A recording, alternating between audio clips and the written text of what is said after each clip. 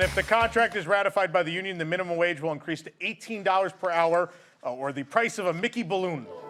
This week, tune in for Chippendales Rescue Rangers. But tonight on this show, we are starting March Madness, where it is a fight between the 64 best food items at Walt Disney World. Man, this is like picking children. I imagine I don't have any. Sometimes it's surprisingly easy. Where'd Nick go? Nick! I thought he went to the bathroom with his mic on again.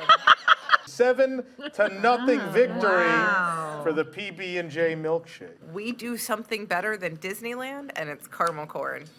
Well, it was up against a Walt Disney World churro. No,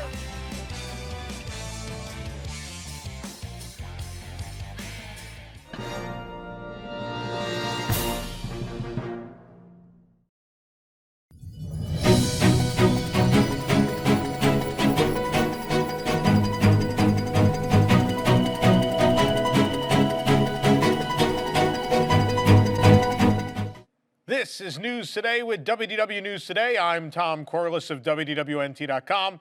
Please like this video, subscribe, and hit the notifications bell to make sure you never miss the latest from all the Disney theme parks around the world.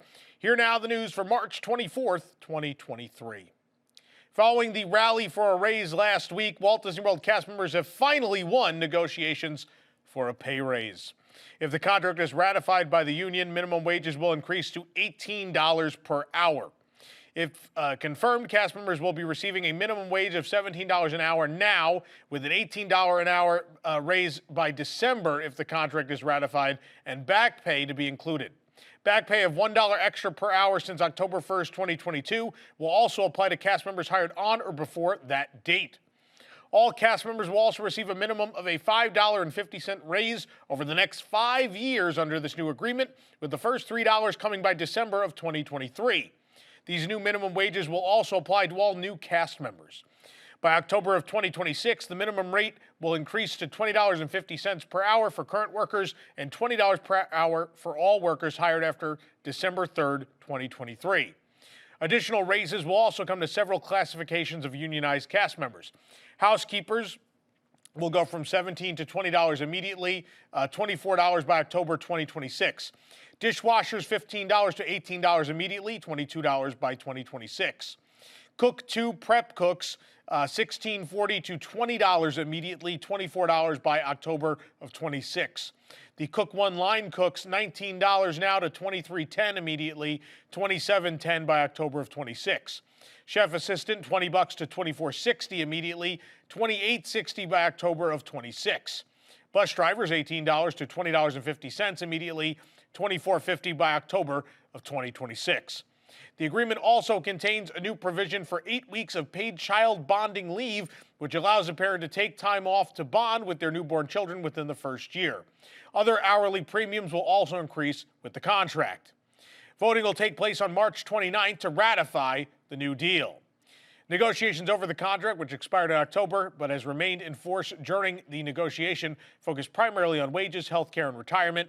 The negotiations began with Disney offering a pay raise of $1 to $16 an hour as their best offer to cast members, with plans to raise wages a further $1 annually to $20 until they reach that point. The STCU has been asking for an $18 per hour now and a plan to eventually raise this to $20 per hour. And of course, in February, 96% of cast members voted to reject Disney's best and final offer. Following all of this, Walt Disney World President Jeff Valley made a statement about the negotiations and the agreement. Quote, "Our cast members are central to Walt Disney World's enduring magic, which is why we are pleased to have reached this tentative agreement. Disney is proud to offer an industry-leading employment package that includes comprehensive benefits and affordable medical coverage, in addition to 100% paid tuition for higher education for hourly employees through the Disney Aspire program. With the support of the unions, we anticipate cast members will approve this new agreement." This is fantastic. You guys did it. Jeff, Josh, everybody, you did what needed to be done, and this is fantastic. I will say this. It does hurt a little that it took so long to get to this point, and the fact that you allowed someone, whether it's during union negotiations or not, to say they wouldn't budge 1 cent more, and then basically a very short period later you buckled. it does, again, make it look like you've buckled to public pressure. Whether perception is reality in this case, I don't really know. But regardless, it doesn't actually matter. All that matters is that it happened, it was done. I'm overjoyed for all the cast members this affects, and I'm hopeful for the positive effects this is going to have on Walt Disney World. I think there will be many cast members for a good while who will be much happier in their positions, that'll be much more willing to make magic for guests, and motivated to do so. I think this is a great decision for the company. I think it helps these people worry about a little less on a week-to-week basis. And I think it'll drive people to try harder, which will drive people to work their way up through the company as well. I think if you take care of people and they see there's opportunities and feel the company cares, things will happen. So I'm overjoyed. As you know, this was a big thing for us because, again, I couldn't sit here in good conscience and knowing that WWNT obviously benefits from the existence of the Disney parks, but obviously the work of the cast members, and obviously the company does as well. But it didn't feel right that they were in this war with the company. I'm very, very happy that this has been resolved, and congratulations to the cast members. And I think it's not that the cast members won, but I think Disney's going to win too. I think this is going to be very positive for everyone.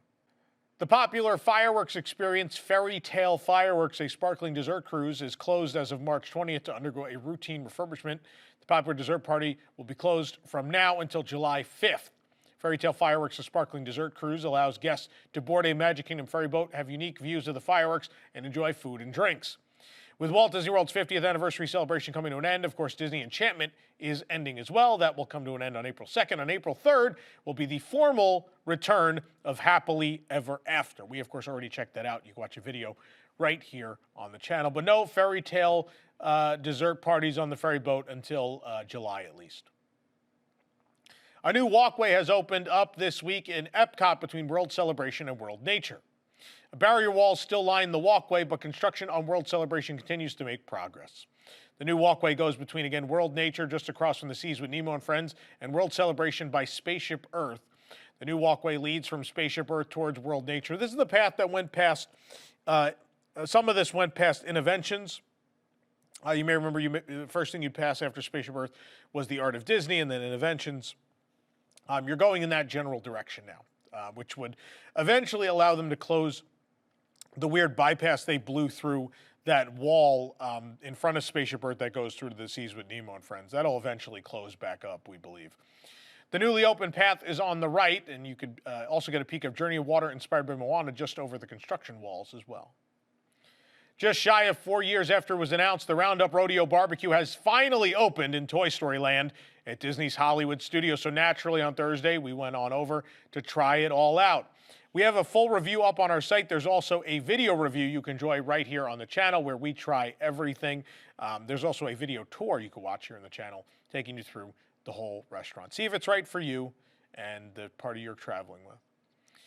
This program is brought to you by our official travel agent sponsor, The Vacationeer, the engineers of your next magical vacation. Sit back and let their team of vacation planning experts craft your family's next magical Disney trip. The best part is their services are free. Visit wwnt.travel for details. Last week, Disney Vacation Club announced a member voyage aboard the Star Wars Galactic Starcruiser, and it is now sold out. The initial offer invited Disney Vacation Club members to save 30% on a special voyage from August 19th to August 21st. Registration began on March 21st, and the wait list has also been cut off due to high demand. Who could have predicted this? Who could have predicted that a discount would make people book this thing? Who could have imagined? Oh, wait, we said it in every review of this. I hope this is, again, a clear indication of what needs to happen. It is a good experience. It needs to be decreased in price to get people to buy in. And once they do, I do not doubt that they will have a great time. Everyone I know, I've ever talked to that's been on this thing, loves it, myself included. And I'm very hard to impress. A lot of people say I don't like anything. So if I'm telling you I like something, especially after paying a lot of money for it, you should believe it's pretty good. For the next 5 years, car company Avis will be the official car rental company of Disneyland Paris. Avis will now make its services available to all resort guests of Disneyland Paris, and a brand new agency will debut in Marne-la-Vallée at the station, the home of Disneyland Paris, joining other already established agencies across Europe. The new agency is expected to debut in the summer.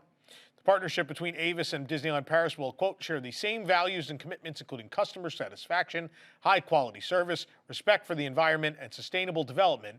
They'll offer a large selection of cars from modern, hybrid, and electric vehicles. The newly formed partnership will also bring benefits and discounts for guests with park tickets and those staying on property, including discounts on their car rental. Annual pass holders at Disneyland Paris will be offered an upgrade to join the Avis Preferred membership. And as part of the deal, Avis can now integrate Disney-owned characters and franchises into their communication campaigns throughout Europe. Another key point of this partnership is that Avis is now the sponsor of the beloved Autopia attraction at Disneyland Park. This classic, of course, first debuted at Disneyland in 1955 and then joined with the opening of Euro Disneyland in 1992. It was originally sponsored by Mattel back in the day, so this will be the second company to sponsor that attraction. Tokyo Disney Resort announced a change in Disney look guidelines for working cast members, which dictates how they are allowed to appear while working on stage. These changes include unifying some gender-specific language to be unisex, as well as introducing unisex costuming. Now, I'm going to warn you, some of this is going to be very different from the Disney look in the United States, even before the most recent changes where tattoos and other things started to be allowed. This may be a bit shocking before we get into this. Cultural differences, folks. Cultural differences. Tokyo Disney Resort has updated its Disney look very little since Tokyo Disneyland opened back in 1983, sticking to tradition far more so than the recent liberalization of the Disney look in the U.S. parks announced in 2021. Starting April 1st, all cast members, regardless of gender, will now fall under the same guidelines for hairstyles and makeup restrictions. Additionally, some slight relaxations will be made with regards to acceptable hair color and styles. Additionally, a good number of costumes across the resort, which vary between the cast members' gender, will now be available to all cast members, regardless of gender.